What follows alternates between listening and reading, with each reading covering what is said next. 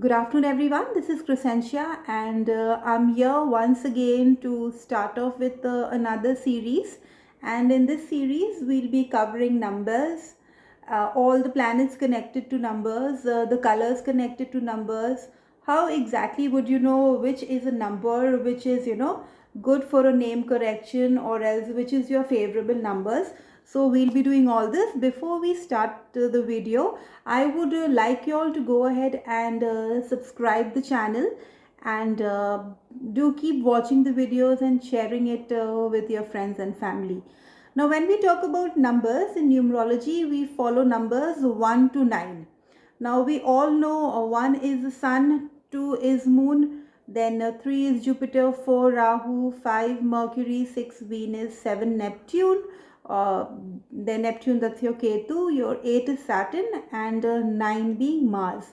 So the numbers start with 1, and the last digit for single numbers would be 9. Then we've also got master numbers such as 11, which comes in a date of birth, that's your birth number. Then we've got 22, and we have a 33, which is a master number, which is a double three digit, which will not be in the birth number, it will be in your destiny number. So when you total all the numbers up, it will come up to be a 33. So those are special numbers because they have a double power of numbers. Say if it's a 33, it will have a double power of Jupiter. There's Jupiter twice in the date of birth, okay, in the destiny. So it will have something to do with the destiny, which says it should be something to do with Jupiter, I would say, in that case. So to begin with, we will start with number 1. Now, what is number 1? Number 1 is originality.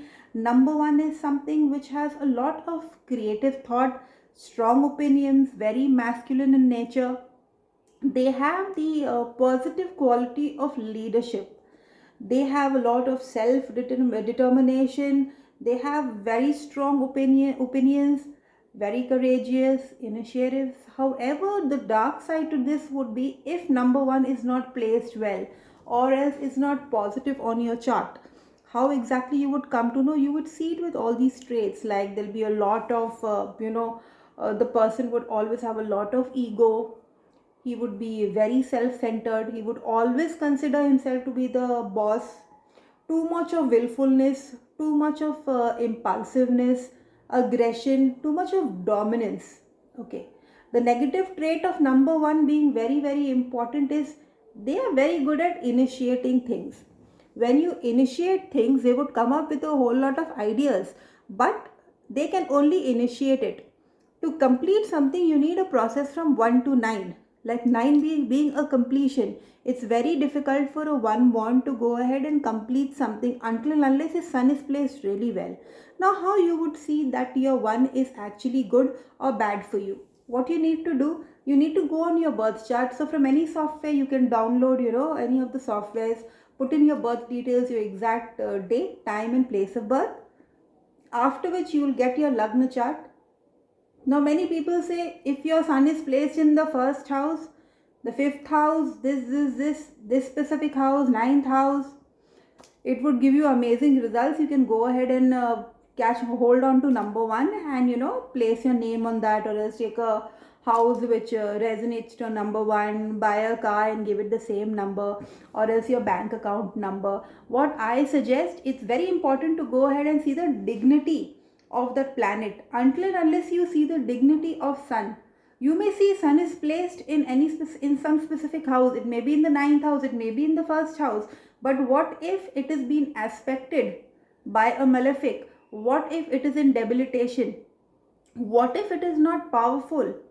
What if it is creating some kind of a bad yoga with another planet?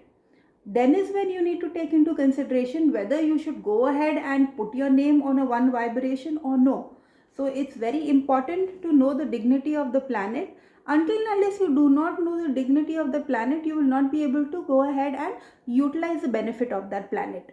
Now, some colors for 1 which you might have said, a lot of oranges. You can go for oranges, gold, lilacs, apricot, the flame color, all the colors which a flame has.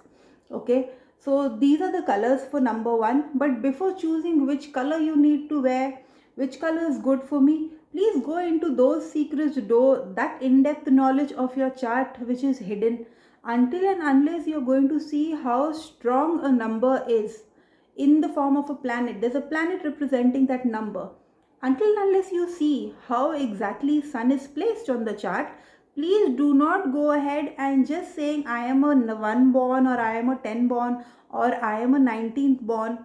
See, a 1 born person would not have any karmic debt on him.